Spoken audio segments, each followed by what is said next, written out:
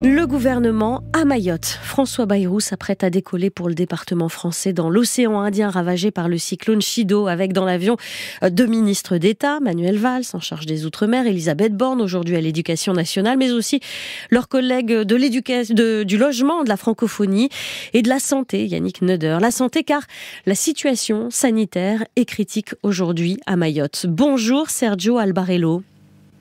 Bonjour. En direct de Mamoudzou. Merci beaucoup d'être en ligne avec nous ce matin.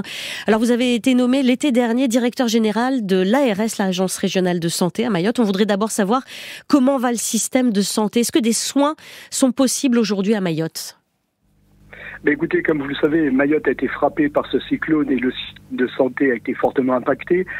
Mais aujourd'hui, Mayotte met en place un dispositif qui remet en capacité l'hôpital pour pouvoir produire des soins à la population qui est blessée suite à ce cyclone. Donc, ce capacitaire augmente jour par jour, comme vous pouvez le comprendre. C'est grâce au renfort de métropole et de la zone qui permet aujourd'hui d'amplifier cette prise en charge de ces patients. Et de plus, comme vous le savez aussi, l'engagement de la sécurité civile à travers l'hôpital civilo-militaire de l'Escrime permet aussi d'offrir une capacité de prise en charge de ces patients sur le territoire. Ouais. Donc, ce capacitaire augmente jour par jour en fonction des renforts. Parce que le centre hospitalier de Mayotte, il a été fortement endommagé par la tempête. Il y a le stock de médicaments qui a été détruit aussi, je crois. Oui, effectivement, l'hôpital a été fortement impacté. Et pour tout vous dire, l'hôpital, après le lendemain du cyclone, était en capacité de travailler à la hauteur de 25% de son capacitaire. Aujourd'hui, on est à plus à 60-70%. Vous avez cité le centre de Longoni, qui est le grand hangar, ce qu'on appelle la PUI, c'est la pharmacie hospitalière de Longoni, qui était fortement impactée. Tout est ouvert. Nous avons pu sanctuariser une partie de ces produits pharmaceutiques qui avaient d'une grande nécessité, et aujourd'hui le renfort de l'offre pharmaceutique à travers le pont aérien permet de faire venir les médicaments qu'on a besoin pour continuer nos soins au sein de l'hôpital et au sein des centres médicaux qu'on a sur le territoire. Le bilan, il est encore provisoire, il est de 39 morts et 4000 blessés. Comment on soigne aujourd'hui 4000 blessés ? Écoutez, oui, alors le bilan est même un peu plus. Aujourd'hui, on est à peu près vers les 5000 blessés. Ouais. Alors, c'est un flux en fait de 200 à 300 jours qui sont pris en charge, un, par les centres médicaux de référence qui sont sur le territoire, deux, par le centre hospitalier de Mamoudzou, trois, par l'Escrime, l'hôpital civil-militaire. Et bien entendu, il y a les libéraux qui sont réouverts leur cabinet pour pouvoir prendre cette population. Et nous avons aussi la chance d'avoir aussi des ONG qui viennent sur le territoire pour faire l'aller vers. Je cite la Croix-Rouge, mais je pourrais citer Médecins sans frontières et d'autres ONG qui vont au plus près des villages pour aller chercher ces blessés, les traiter et les ramener vers les structures que je viens de vous citer. Vous êtes directeur général de l'ARS, mais vous êtes médecin urgentiste de formation, urgentiste militaire. Après le passage d'un cyclone, c'est de la médecine d'urgence ou de la médecine de guerre qu'il faut faire sur le territoire ? Écoutez, médecine d'urgence, médecine de guerre et médecine de catastrophe, c'est une appellation assez globale et on est sur un territoire fortement impacté. C'est une grande catastrophe. On fait de la médecine de guerre parce qu'on le fait avec les moyens du moment et on a toute une organisation en fait opérationnelle qui s'apparente à la médecine de guerre pour pouvoir structurer dans l'immédiat et dans l'avenir les soins.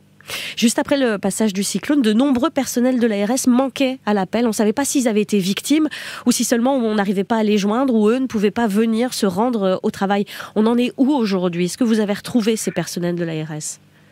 Écoutez, oui, et d'ailleurs, hier encore, je les ai eus au téléphone pour voir leur situation. Aujourd'hui, je n'ai pas de personnel de l'ARS qui ont été blessés, fortement impactés, comme beaucoup de la population mahoraise, impactés par la destruction de leur habitat, la destruction de leur voiture ou tout moyen de locomotion qu'ils avaient. Mais j'ai réussi à voir l'ensemble quasiment. Il me reste 5 personnes à contacter, mais sur les 160 agents de l'ARS, j'ai 5 personnes actuellement que je n'ai pas pu avoir au téléphone. L'urgence vitale aujourd'hui pour les Mahorais, pour la population, c'est l'eau. On manque d'eau. Est-ce qu'on en manque encore ou est-ce que la population a finalement été raccordée ? Où on en est de ce problème de l'eau, urgence vitale ?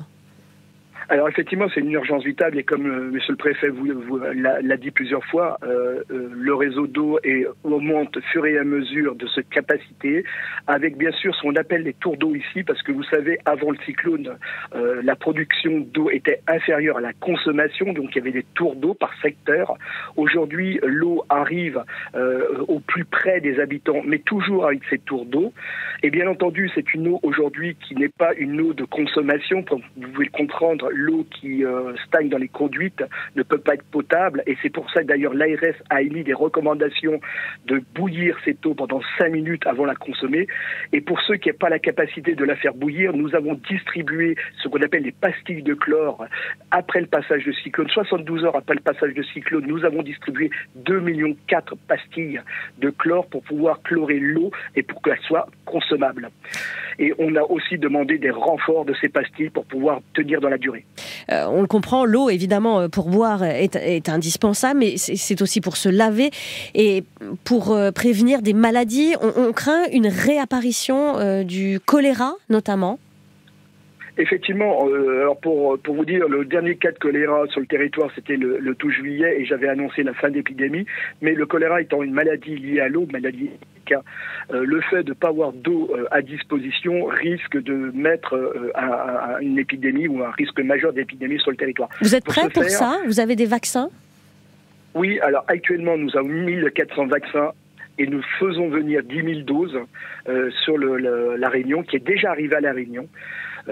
Et donc, on aura une force de frappe de 12 000 vaccins pour pouvoir contenir l'émergence, je dis bien l'émergence potentielle d'un risque cholérique. Elle est sûre, cette apparition du choléra, a priori, ou on peut encore l'éviter aujourd'hui?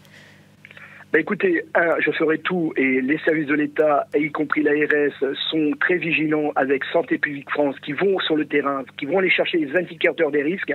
Il me faut remonter quasiment heure par heure ces risques. Et donc, si nous avons un indicateur qui nous fait penser qu'il y aurait un cas suspect, la force de frappe sera lancée. Il y a le choléra, mais il y a d'autres maladies également, la leptospirose, je crois. Oui, alors la leptospirose, pour vos auditeurs, c'est une maladie liée aux rats et aux urines des rats. Effectivement, nous avons beaucoup de déchets, comme vous pouvez l'imaginer, dans les rues. Le risque de leptospirose est fort sur le territoire. Le vaccin, alors nous avons une stratégie de prise en charge parce que le vaccin contre la leptospirose ne couvre pas la souche présente sur le territoire. Donc nous avons une stratégie thérapeutique sur cette prise en charge. Dès que nous avons les premiers indicateurs, ces patients-là sont pris en charge immédiatement. Est-ce qu'on parle aussi des risques médico-psychologiques? Ce cyclone, c'est le pire depuis 90 ans sur l'archipel. C'est un traumatisme important. Et est-ce qu'aujourd'hui, on en parle également à l'ARS? Oui. Alors, vous avez raison de le dire. Les agents de l'ARS aussi ont été frappés par ce cyclone et psychologiquement, j'ai des personnels qui ont perdu leurs biens et qui sont au travail depuis le passage du cyclone. La population est frappée, aussi avec la perte de leurs biens et pas pouvoir s'alimenter correctement en termes d'eau et alimentaire. J'ai demandé à la Réunion de nous envoyer immédiatement les cellules médico-psychologiques qui sont venues immédiatement après le passage du cyclone. Nous avons eu le renfort national des CUMP, donc de ces cellules, et ces cellules ont vocation à aller vers les personnels de santé, vers les familles des gens qui ont été touchés et vers, bien sûr, tous les agents de l'État qui en expriment le besoin. Et en particulier, j'ai demandé que les agents de l'ARS aient un suivi auprès de cette cellule. Le gouvernement arrive demain. Qu'est-ce que vous attendez de cette visite de François Bayrou et de ses ministres? Qu'est-ce que vous demandez en priorité? Écoutez, le gouvernement vient parce que effectivement, le territoire a besoin de l'État, a besoin d'une écoute, et le gouvernement vient pour appuyer les Mahorais dans cette souffrance à travers des moyens que l'État met à disposition. Vous savez, il y a un pont aérien exceptionnel qui se fait entre la métropole, la Réunion et Mayotte. Moi-même, j'ai été coordinateur interministériel des opérations de santé lors du cyclone Irma et Maria à Saint-Martin. J'ai connu ce pont aérien. Et je peux vous dire que le pont aérien qui est mis en place par le gouvernement entre la France, la métropole, la Réunion et Mayotte, tourne à plein. Les moyens arrivent, les moyens santé arrivent, les moyens structurels arrivent pour reconstruire, les moyens en eau arrivent.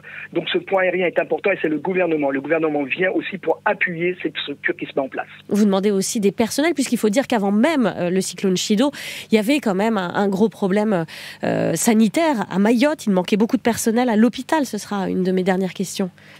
Sergio Albarello. Oui, effectivement. Vous avez raison. Lorsque je suis arrivé sur le territoire, il y avait une grande crise RH de médecins. On avait réussi à remonter, et pour tout vous dire, début août, il y avait à peine 2 médecins dans le service d'urgence. Le jour du cyclone, j'avais 30 médecins urgentistes présents dans l'établissement.